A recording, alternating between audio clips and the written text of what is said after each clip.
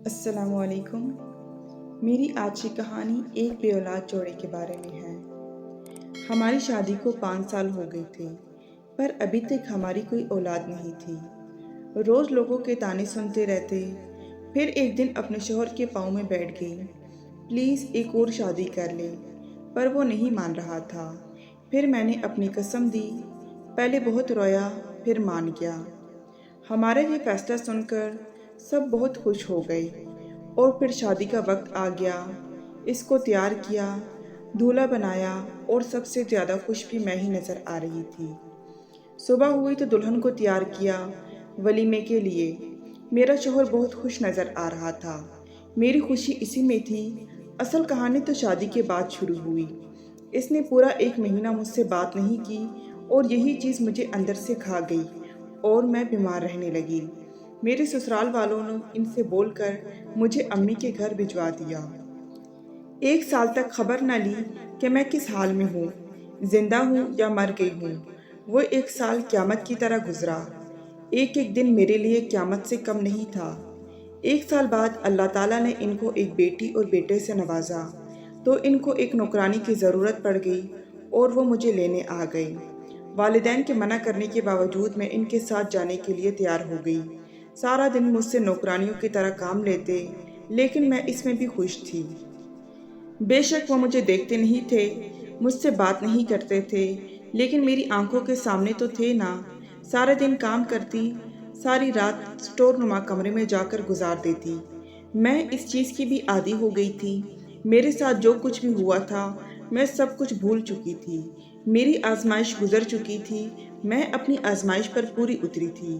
ایک دن وہ اپنی بیوی اور بچوں کے ساتھ شہر سے باہر گیا ہوا تھا، اور کار ایکسیڈنٹ ہوا، جس میں وہ خود تو بچ گیا، لیکن اس کی بیوی بچے اللہ کو پیارے ہو گئے۔ اپنی بیوی بچوں کی موت کے بعد وہ بے حد پریشان رہنے لگا، اور اس طرح 4 مہینے گزر گئے۔ جب اس کا غم تھوڑا ہلکا ہوا، حالت تھوڑی سی ٹھیک ہوئی، تو اس نے میرے ساتھ دوبارہ اپنا رویہ اچھا اختیار کر لیا۔ دن گزرتے رہے، اپنی جگہ پر آنے کے لیے دوبارہ سے کچھ وقت لگا۔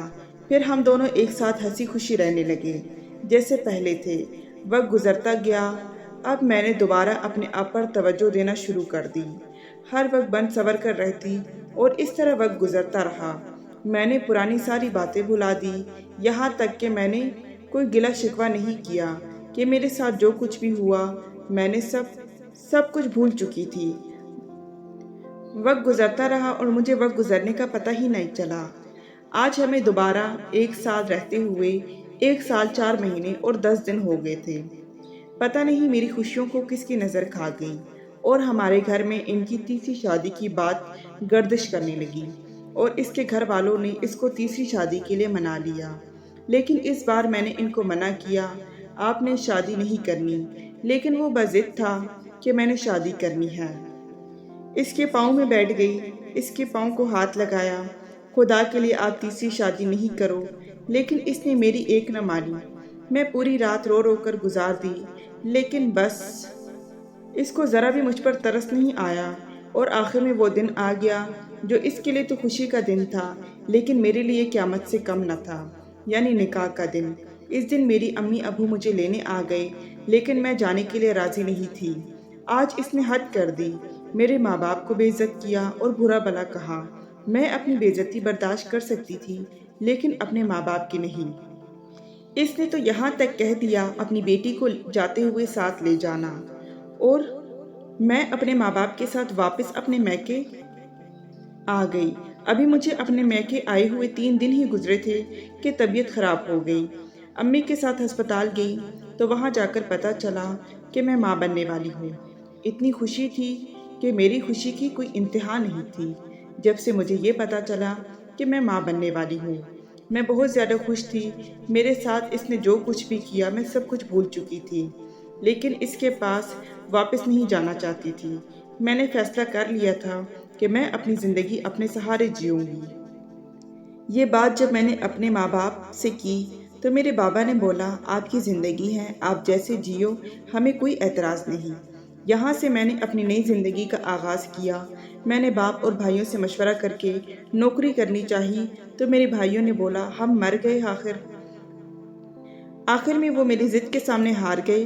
انہوں نے اجازت دے دی میں نے نوکری کر لوں۔ میرے ساتھ کوشش کر کے مجھے ایک سرکاری اسکول میں ٹیچر لگوایا جو میرے گھر سے 5 منٹ کی مسافت پر تھا۔ سارے کام اتنی جلدی ہو گئے کہ مجھے پتہ ہی نہیں چلا۔